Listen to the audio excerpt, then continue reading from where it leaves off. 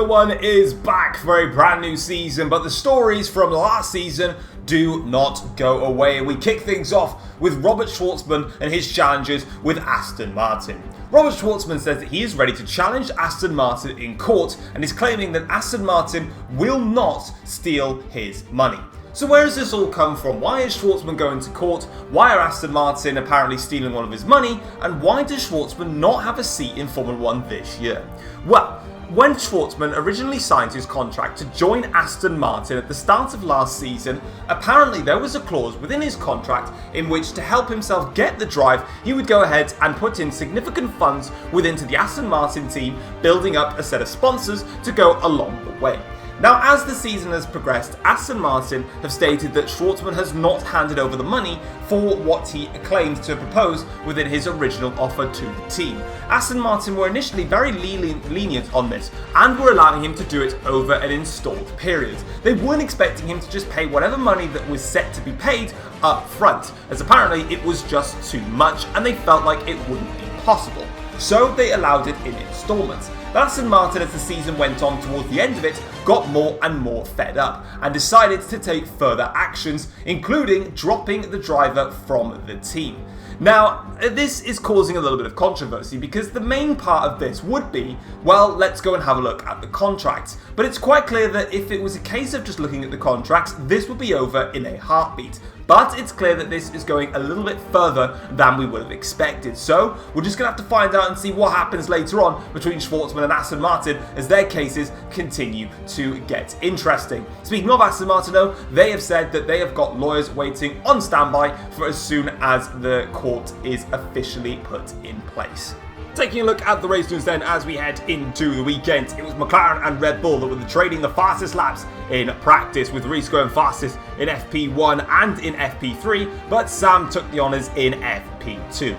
Teams though are braced for a very unsettled weekend as there is rain forecasted for the race itself. This is making things pretty difficult as all the work that the teams have currently been going through throughout the course of practice may well be undone if there is wet weather to come for the race. So teams now have to decide whether they want to go ahead and work on getting a dry setup ready for their cars, or go ahead and go all out and hope that the rain stays for the majority of the race and put a wet weather setup on. But that is everything that we need for the build-up for the Grand Prix itself, so let's get straight into qualifying and the race for the Chinese Grand Prix. Yo, what's going on guys, it is Foxydude here, welcome back to a brand new video and another episode of the F1 Journey. We are here for season number 9, returning with Renault. If you guys end up enjoying the video, drop it a like, subscribe to the channel if you're only around here as well, and let's get cracking then. So as you can see, we are currently setting our way for qualifying, and as you can see, our first flying lap here is currently normally our banker laps. We always tend to do that as we go through the last corner here, actually completely ruining the last corner there, but luckily our exit was poor,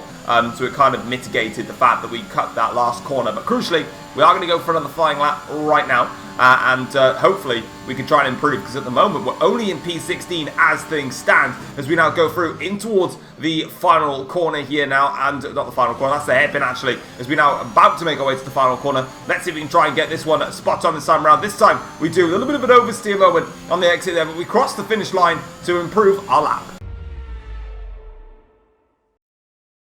Well, here we go then. It's the moment that all Formula One fans have been waiting to see. It is the return of a brand new season. This is season 9 of the F1 Journey. We're here for round number 1, which is the Chinese Grand Prix here in Shanghai. And as you can see from the background, we have got rain falling hard on the Shanghai International Circuit. Speaking of the circuit, here is the layout. The 3.387 mile circuit consisting of 2 DRS zones, one on the long back straight and then one on the pit straight, with plenty of high-speed corners to really test out the aerodynamic performances of all of these cars. It's the C4, the C3 and the C2 tyres selected here for China, but unfortunately we're not really going to be seeing those. It's going to be the wet or the intermediate tyres that we'll be seeing. And as you can see from the current conditions, we've got an air temperature of 16 degrees but plenty of rain around. Whether that will clear off is another matter. Let's have a look at the grid then for the first time here at China, and it is a front row start for 2 of the leading contenders in the previous set of championships. Sam is on pole position for Red Bull with Reece 7/1000 of a second behind. Nick de Vries qualifies in 3rd 3rd, with Lewis Hamilton behind in 4th place. Mick Schumacher is 5th for his debut in Ferrari, with Sergio Perez lining at P6 for the second Mercedes. Charles Leclerc, the fastest Audi, in P7, with O'Ward starting 8th on his Formula 1 debut. Daniel Ricciardo qualifies in 9th on his return to Red Bull, with Max Verstappen in P10 for the leading Jaguar. Gasly leads the Renault charge in P11, with George Russell lining up 12th for the second Audi car. Stoffel Van Dorn is in 13th for Ford on his debut with the team. Oscar Piastri is 14th ahead of myself in P15. Valtteri Bottas is 16th on the grid for Porsche. Callum Ilott is 17th. Carlos Sainz lines up in 18th place for Porsche. And then at the back row of the grid, it is Theo Porcher and Lando Norris that round the grid. So here we go then, it is time for the race here for the Chinese Grand Prix, and we're starting the season off with a wet race. And also, quickly whilst I'm editing my strategy here, one of the drivers, Oscar Piastri, his name didn't change properly. So as you can see, it says Schumacher, but it's not. We've got 5 red lights, and it is going to be lights out, and away we go for season number 9 of the F1 journey. We are underway, and it's a little bit of a shaky start from us to initially get away with, but it's not the end of the world here. And now, as you can see, he would go round the outsides here, trying to take the high line versus all of the drivers tacking themselves to the inside line, and it's working nicely here. We're actually going around the outside of a lot of cars here now, literally dancing around the inside, and we're now going to claim the inside into turn 2, and we're already up into 10th place then, so a fantastic start there. I think that's 5 places that we managed to gain off the line there initially now, as we're going to make our way down in towards turn 2 now, as we try and go down the inside of a couple more cars here, and we're now up into 8th place. It was actually turn 3. My apologies there, as we go through into turn 3 there, and now we can press onwards with our own race here as we now navigate our way through the middle sector. Now, this is the portion of the track where we actually lose a lot of time versus the AIs. They are a lot faster through here than I am, so it's an area of the track that I need to be a little bit careful with, and I have to try and pretty much overdrive the car through the rest of the circuit. That was the area that I'm very much weaker at. It's just an area that the AIs in general are just really fast at, so it's an area that you can't really do much about, apart from just limit how slow you're going through there. But instantly, you can see we've got the Red Bull, so Sam then leading the way, because Daniel Ricciardo is behind us in P10. It looks like Reese then is in 2nd place, so at the moment the top 2 are driving away from this little bit of a pack that we've got here now. As we make our way down in towards the hairpin here, we've got one of the Mercedes cars, I think it was Perez that was there, and we're going to go for him now. Down the inside of Sergio Perez, trying to make the move here into the hairpin, but we don't quite make it stick there. But we're now going to go towards the outside line here of the last corner, braking late here. A little bit of contact to myself and Sergio Perez. That forces me off the track there, but we get through in front of Sergio Perez, up into 7th place. Here comes Leclerc now, down the back straight here, in towards the first corner now. Will Leclerc swoop around the outside of Sergio Perez? He's certainly going to try it here. Will Charles Leclerc, as he goes around the outside of the Mercedes. It's very tight here between the top 2 there, but I don't think Leclerc's got enough in hand there. He's going to have the inside line into turn 2, but I just think Perez is going to be able to hold on to this one and drive away here. But Leclerc has got great grip actually, but you can see Perez just trying to pull away a little bit, but Leclerc is still holding on in there actually, and around the outside here, he can just close off the apex line there for Sergio Perez. He's done that, drives around the outside there, and he is through, and he goes ahead of Sergio Perez, so double trouble there for Sergio. But let's go and have a look at the race start then and see how everybody got on here. So as the 5 lights go out, you can see here that it's a good start from pretty much everybody actually. There's us moving around the circuit quite a lot there in the background, and this is how we managed to get ourselves a handful of positions here. So we took the outside line. Everybody's taking themselves tight to the apex. I was able to just accelerate and just use that outside line to my advantage. That then tucks into the inside line for turn 2, which you can see there. We get past Gasly and also Verstappen, and then we drive away. So that was a very nice start for us. This is on board here with Mick Schumacher now. So Mick actually got a very good start here, but it didn't actually pan out the way that you might think. So his initial reaction to the getaway is absolutely fine here. But Schumacher actually does the inside line tactic here. He passes Lewis Hamilton instantly. Now he's alongside Nick De Vries here. Round the outside into turn 2. De Vries has got the inside line. Schumacher on the outside here. And as you can see now, they accelerate out of turn 2. Down the straight now, heading in towards 3 and 4 here. Schumacher's got a great run here, using his DRS to full advantage and the straight line speed that Ferrari is possessing. And he's down the inside here, and you think the move is done here. But De Vries gets a much better exit than what Schumacher did. And eventually, Schumacher's going to have to yield here through the middle sector. So great fighting there between De Vries and Schumacher. De Vries is the man that comes out on top.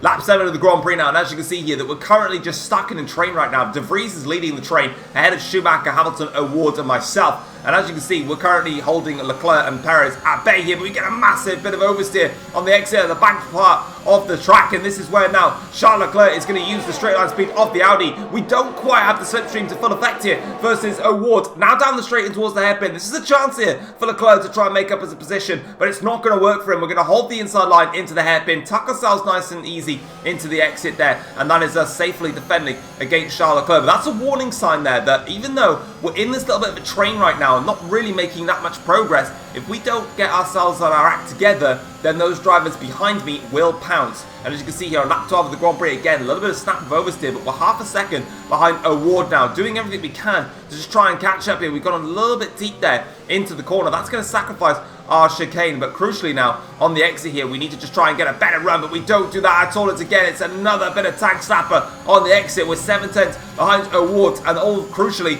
Leclerc is less than 2/10 behind. He's gone and used the ERS. You can see it there. He is in overtake now as we go onto the straight here. Down the hairpin now, we're going to come. Leclerc's going to go to the outside again. We'll have that inside line, and we'd actually outbrake ourselves a little bit there. You can see Leclerc with the switchback now, as we just outbroke ourselves trying to defend against him. We actually didn't do too bad of a job there. We are now going to stay in front as we go into the last corner here, onto the exit. A little bit wide on the exit, and Leclerc's got a great run though, down the straight here, in towards the first corner. Will Leclerc be in front of us? He is in front of us. He's actually just driven completely round us there as Charles Leclerc, and crucially, those set of mistakes that we made just because of the way that the weather is working right now has meant that we've now lost the position to Charles Leclerc. Leclerc moves up into 7th place. We're now down in 8th. Sergio Perez is behind us in 9th. But you can see this whole train of cars here really closely matched at the moment. The only two drivers that are not closely matched is Sam and Reese, because they're in a little bit of their own dimension right now.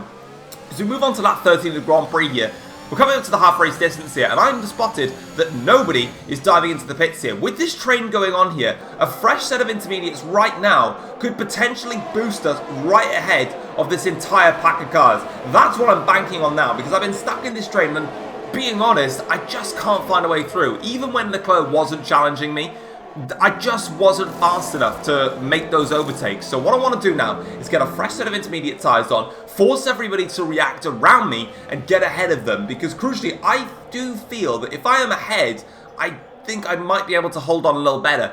Obviously, fighting against Leclerc, you saw that I lost the position quite easily, but the problem with that is I can't fight too heavily, because then it means that I lose myself within the train that was formed behind Nick de Vries. So I had to sort of play it a little bit tactically as well to make sure I wasn't losing the entire train there. But now, as you can see, we're out of the pack, and we're now going to try and carry on. And as you can see, crucially, via everybody swapping around on the leaderboards, everybody is now into the pits. So we can crucially crack on with this race, and it's a purple final sector to get us in front of a few of the cars. Where's this going to put us? Leclerc, we're back in front of him. That's Lewis Hamilton right in front, tucking ourselves into the inside now. Let's see if we can get past Hamilton as we go around. There's a little bit of contact, more contact than between ourselves and Hamilton, but crucially, we are in front of Lewis Hamilton in this Grand Prix. So the undercut plan that I had in mind has worked beautifully for us in this Grand Prix, because we're back in front of Charles Leclerc. We're now in front of Lewis Hamilton in this Grand Prix, and now onto the next lap here, or the end of the next lap. We've got the second bunch of cars now coming in for another stop. It's the fastest lap of the race so far. That is absolutely crucial for us. Here is Mick Schumacher now. We're in front of O'Ward, which we were behind him earlier. There is Mick Schumacher getting very close here towards the inside line, just tucking ourselves in. More contact between ourselves and Ferrari drivers,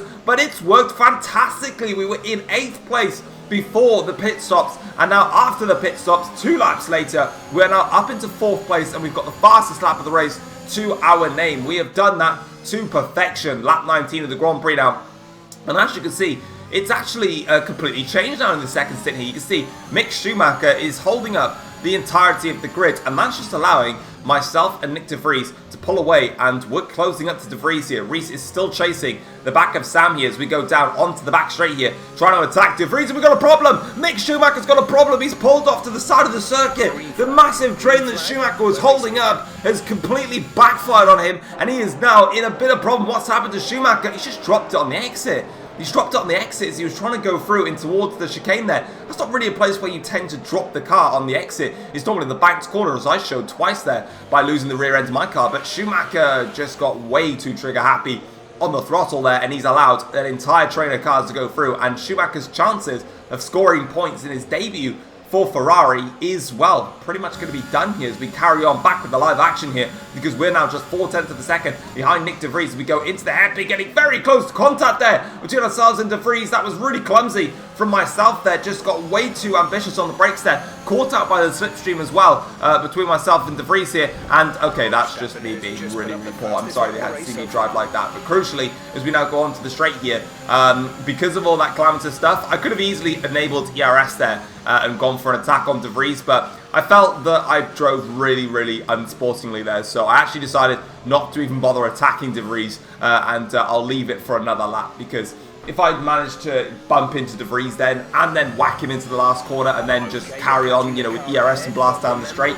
that's not a fair move. So we're going to wait to the next lap now. So lap 20 of the Grand Prix, we're going to reset and go again, and not be an absolute idiot and go into the back of De Vries here. But we need to make this move done quick, because Schumacher was indeed holding up the drivers behind, because Hamilton is now closing on us this time around now into the hairpin, knowing that I have to brake a little bit earlier, because of course the drivers I'm getting caught in heavy slipstream here. Now into the last corner here, Reese sets the fast lap of the race so far. This is an opportunity now. That's a great run through the last corner. This time around, it's going to be clean, it's going to be fair, and it's going to be a tidy one. ERS is going to be enabled now. We're going to use everything we got, and we're going to go down the inside of De Vries into turn 1. De Vries, though, takes a very high line into the first corner, and that's really going to help him actually sweep through now in towards the first corner. But once again, just as we've done to the two Ferraris, we're going to get past Nick De Vries down the inside here, and all of a sudden, we're now into a podium position after what's been a very difficult qualifying session and a very tricky race for us. But as you can see, Reese and Sam are in a complete new world, and there's no chance we'll be getting any of those positions. So unfortunately, we just have to hold on here to what we've got here. But if we're going to do stuff like that, where we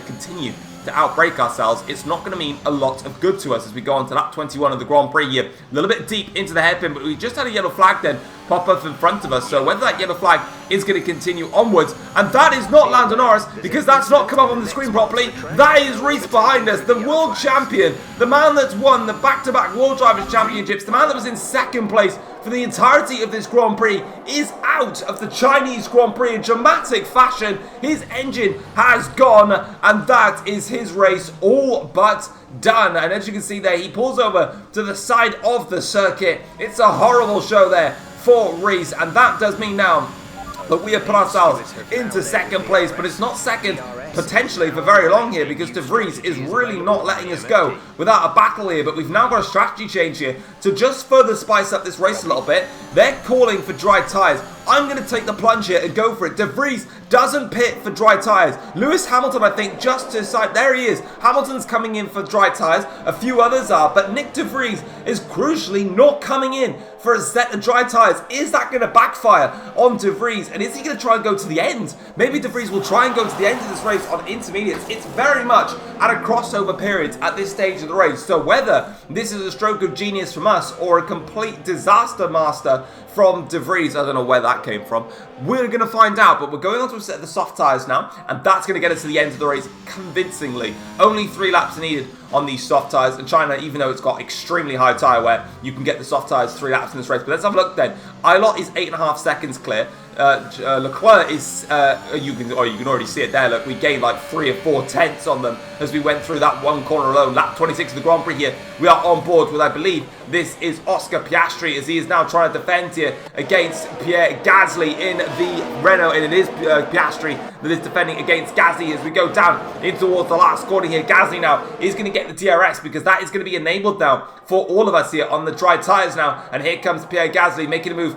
down the inside here of Oscar Piastri, and he moves himself up a position. So good stuff there from our teammate Pierre Gasly to get himself into a higher spot there. So we got a spinner actually there. There's actually a spinner there in towards the first corner. I didn't catch who that was. I think that was a Jaguar car that spun there, but lap 28 of the Grand Prix, and as you can see now, our race was getting quite handsome actually, but not anymore, because Lewis Hamilton has been absolutely flying on these soft compound tyres, way quicker than what we've been able to do. He's only 7 tenths of a second back now, and crucially, he's got DRS here. We don't have a lot of ERS because our battery hasn't been upgraded over the winter, and it's meant that we're draining our car a lot faster than what we probably would have, but we're going to go highly defensive here. Hamilton with the DRS, maxing maximum power now, down towards the line here. Lewis Hamilton now, will he go for it into the hairpin? No, he doesn't. He backs out of it. No, he's going to go for it. He goes for it. There's contact. He cuts the apex of the hairpin there and makes contact with that car. I didn't think he'd actually go for it into the hairpin because he backed out of it. But through the final corner now, there's not enough naps for Lewis Hamilton to do anything. We cross the line and we finish in second place after a dramatic ending there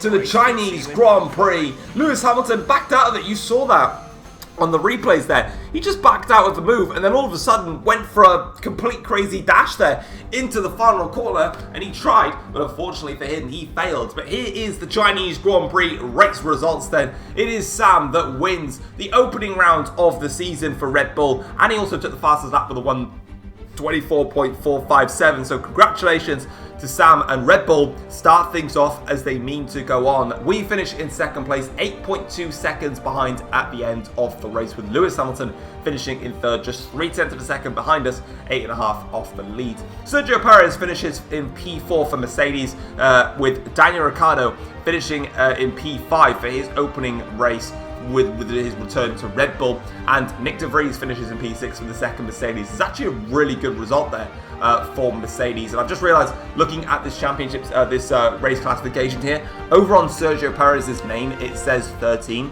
I can confirm, because I have a spreadsheet of all the points, that I have given Sergio Perez 12 points and not 13. I'll double check that just to make sure anyway, but it should show it in the driver's standings anyway, because that should be correct. O'Ward finishes his debut race for McLaren in P7, the only McLaren to finish a race, because Reese, of course, DNF'd. Pierre Gasly finishes in 8th for Renault, and Oscar Piastri picks up his first set of points actually in Formula 1. So congratulations to Oscar there, finishing in P9 for Aston Martin. What a fantastic race for him. And George Russell finishes in P10, the only Audi driver to score any points. And as I said, obviously Sam picking up that fastest lap. Looking at the second half of the table now, you can see that Charles Leclerc finishes in P11, with Stoffel Van Dorn finishing in 12th for Ford. Valtteri Bottas is 13th for Porsche, with both Jaguars next of Lando Norris and Max Verstappen. It's a decent recovery from Lando Norris. Of course, he started last, but crucially, there was a spin for Schumacher. There was another spin for a different Jaguar car, and that's probably where it was Max Verstappen that spun, and also Reese DNF, so he didn't really recover that many places. Carlos Sainz finished in 16th place, with Theo Pourchaire on his debut for Aston Martin in 17th place. Mick Schumacher with an awful race for Ferrari, with Callum Ilott 19th for Ford, and Reese was the only driver to DNF from the race for McLaren. Now, let's have a look at the Drivers' Championship then and see how that fares. Well, it's literally the exact same as what the race results were, but without the extra fastest lap points being added to the championship standings. So, Sam leads the way with 26 points. We are in second on 18 points. Hamilton is third. Perez is fourth. As you can see there, it says 12 to his name, so we didn't give him the extra point. Daniel Ricciardo is fifth ahead of De Vries, O'Ward. Same with Gasly. I actually realised again that Gasly said 5 on his thing, but as you can see there, crucially, he has got 4 points. So, you know, I'll make sure that's all changed for the Japanese Grand Prix to make sure only the one driver gets the fastest lap point. And Oscar Piastri and Russell all there. We know that. Now, in the Constructors' Championship, here's how things look. So Red Bull lead the way with 36 points to their name, with Renault second in the championship with 22 points. Mercedes are third in the championship with 20 points to their name, and Ferrari are fourth with 15 points. McLaren are fifth in the championship with just 6 points after the opening round. Aston Martin are sixth in the championship with 2 points to their name, and then Audi are seventh with 1 point, and then Ford, Jaguar, and also Porsche are all yet to get on the scoreboard, so they are all on 0 points. But that is it for the opening round of the Formula 1 season. That is it. Let's go straight though into the post-race notebook and see what the teams and drivers had to say after this opening race.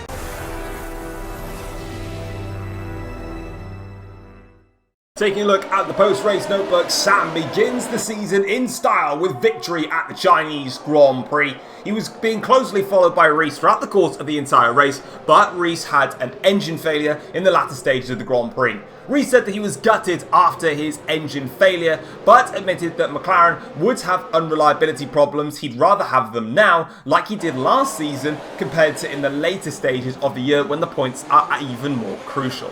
Tom managed to go from P15 on the grid all the way up to P2, with Lewis Hamilton finishing in third for Ferrari. It was bad fortunes though for the other Ferrari as Mick Schumacher apologised to his team after a costly error lost him the opportunity to score points and even have the chance of finishing in front of Lewis Hamilton here at the Chinese Grand Prix.